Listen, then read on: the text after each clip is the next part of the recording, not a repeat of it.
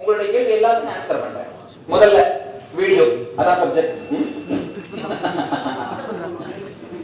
இவங்க முடிச்சு ப்ரீஃப் பண்ணி இவங்க ஒருத்தருடைய சப்ஜெக்ட் வரும்போது அவனை இன்ட்ரோடியூஸ் பண்ணிடுறாங்க. அப்படி பண்ணிடுறாங்க. ஏன்னா ரொம்ப ஈஸியா இருக்கும் உங்களுக்கு. முதல்ல வீடியோ. வீடியோ முழுக்க முழுக்க சித்தரிக்கப்பட்டது. இரண்டாவது ஆழமா தெளிவா சொல்லுங்க, எப்படி அது உருவாக்கப்பட்டதுன்னா ரெஸ்பான்ஸ் பண்ணி the base raw footage எடுக்கப்பட்டு பிறகு ஆபாசமாக சித்தரிக்கப்பட்டு மார்க் செய்யப்பட்டது.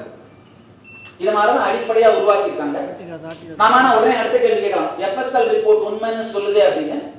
ரெண்டு விஷயம், டிவியில காட்டப்பட்ட சீன் தான் FSL லேப்க்கு அனுப்பப்பட்டதான்னு இன்னும் தெரியாது. ஒண்ணு.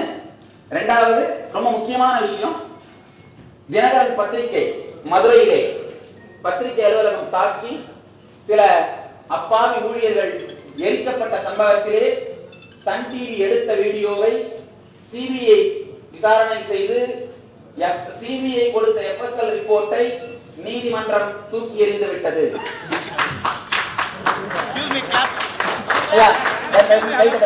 அமைதியா இருங்க, ஏன்னா அவங்க பேசல நோட் பண்றவங்களுக்கு டிஸ்டர்பன்ஸா இருக்க வேண்டாம், அவங்க எழுதுறவங்களுக்கு தொந்தரவா இருக்க வேண்டாம், கை தட்ட வேண்டாம்.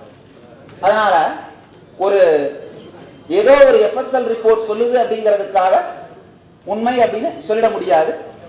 இன்னொன்னு, இந்த வீடியோவை பொறுத்தவரை இதுவரைக்கும் கோர்ட் ஒரே ஒரு தீர்ப்பு தான் கொடுத்திருக்கிறது. இது அப்சீன் அப்படின்னா என்ன அர்த்தம்னா, இந்த வீடியோவை பொறுத்தவரை இதுவரைக்கும் நடந்திருக்கிற ஒரே ஒரு கிரைம் என்னன்னா, அதை தயாரித்ததும் ஒளிபரப்பியதும் தான்.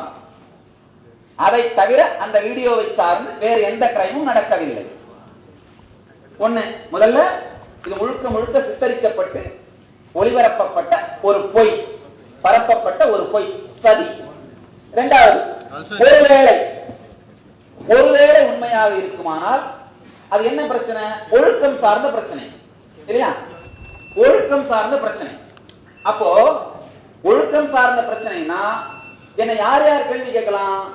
என் துறையில் இருக்கின்ற மூத்த சன்னியாசிகள், மூத்த ஆன்மீகவாதிகள், இல்ல பத்திரிகை துறையில் கூட பத்திரிகை தர்மத்தையாவது காப்பாற்றுகின்ற பத்திரிகைகள் கேள்வி கேட்கலாம். ஐயா, இப்போ பொது தனி வாழ்க்கையிலும் தூய்மை, பொது வாழ்க்கையிலும் தூய்மைங்கிறது எங்க துறைக்கு மட்டும் அப்படின்னு சொல்லலாம். பத்திரிகை துறையில் இருக்கவங்களுக்கு தனி வாழ்க்கையில தூய்மை, அதை பற்றி கவலைப்பட வேண்டியது. அட்லீஸ்ட் பொது வாழ்க்கையிலாவது தூய்மை இருக்கிறது. பொது வாழ்க்கையிலாவது தூய்மை இருக்கின்ற பத்திரிகைகள், மீடியாக்கள் என்னை கேள்வி கேட்டால், அவதூறு செய்தால், பழித்தால் ஒன்னும் தப்பு நான் சொல்ல மாட்டேன். பழித்தவர்கள் இவர்கள் ராட்சசர்கள். நல்லா தெரிஞ்சுக்கோங்கயா. என்னுடைய வழிகாட்டுதலின்படி 3 பத்திரிகைகளும், ஒரு சேட்டலைட் சேனலும், ஒரு வெப்பேஸ் சேனலும் நடத்துற நானும் ஒரு பத்திரிகையாளன் என்கின்ற முறையில் உங்களோடு பேசுகிறேன். அதாவது ஆன்மீகவாதிங்கிறது என்னுடைய இன்னொரு பரிமாணம். எல்லாத்தையும் சொல்றேன், கம்ப்ளீட்டா சொல்றேங்க. ஐயா எல்லாத்தையும் சொல்றேன், கார்டு போட்டு வந்திருக்கேன். அப்புறம் நீங்க பேசுங்க, நான் பேசி முடிச்சுட்டேன், அப்புறம் நீங்க பேசலாம். அதாவது என்னுடைய ஆன்மீகவாதன், என்னுடைய ஆன்மீகவாதி அப்படிங்கிற பரிணாமத்தை தாண்டி 500 புத்தகங்கள் எழுதியிருக்கின்ற எழுத்தாளன், 8000 மணி நேரம் பேசியிருக்கின்ற பேச்சாளர், 3 பத்திரிகைகளையும், ஒரு வெப்பேஸ் சேனல், ஒரு சேட்டலைட் சேனல் என்னுடைய வழிகாட்டுதலும் நடக்கிறதுனால பத்திரிகையாளன் என்கின்ற பொறுப்பில், பத்திரிகையாளன் என்கின்ற முறையில் உங்களோடு சொல்கின்றேன். தாங்கள் செய்கின்ற சமூக விரோத செயல்களுக்கும் தங்களுடைய சட்டவிரோத செயல்களிலிருந்தும் தப்பிப்பதற்காகவும், மக்களுடைய கவனத்தை திசை திருப்புவதற்காகவும், மக்களுடைய கவனம் அவர்கள் மேல் விழுந்து விடாமல் மற்றவர்கள் மீதே வைத்திருப்பதற்காகவும் சில ராட்சசர்கள் மீடியாவை ஆயுதமாக உபயோகிக்கின்றார்கள். ஆழமா நம்ம புரிஞ்சுக்கணும்.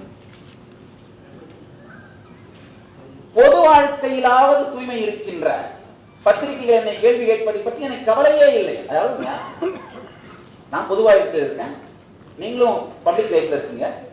யாராவது என்ன கேட்கலாம், நான் பதில் சொல்லலாம், தப்பு இல்லை. பழிக்க நினைத்த மீடியாக்களை பற்றி கூட நான் பேச அவர்களை கூட நான் தவறாக சொல்லவில்லை. அது மீடியால 3 விதமா இந்த பிரச்சனையை ஹேண்டில் பண்ணாங்க.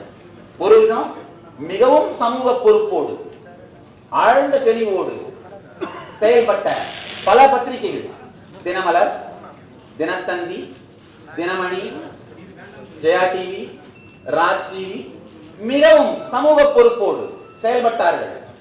யோசனையோடு நாட்டுக்கும் சமூகத்தை பற்றியும் சிந்தித்து. இன்னொரு குரூப் இருக்காங்க, பழிக்கவாவது செஞ்சாங்க. அப்ப எல்லாரும் படிக்கும் போது நாமளும் படிச்சாதான் டிஆர்பி ரேட்டிங் வேணும், என்ன பண்றது, பழித்தார்கள். அவங்களோட நான் கேள்வி கேட்கல. விஜய் டிவி, ஜூனியர் விடன் படித்தார்கள், அவங்க கூட பரவாயில்ல. ஏன்னா பூமியில வாடுறோம், நீங்களும் ஆடுங்க, நானும் ஆடுறேன். நீங்க ஏதாவது சொல்லுவீங்க, நான் ஏதாவது உங்களை சொல்லுவேன். என்ன நான் ஒரு லீகல் நோட்டீஸ் கம்பெனி சும்மா இருந்துட போறாங்க, அவ்வளவுதான். விஜய் டிவியா தான் நடந்தது. பழிப்பதில் கூட தவறில்லை. ஆனால் அழிக்க நினைத்த ராட்சதர்கள்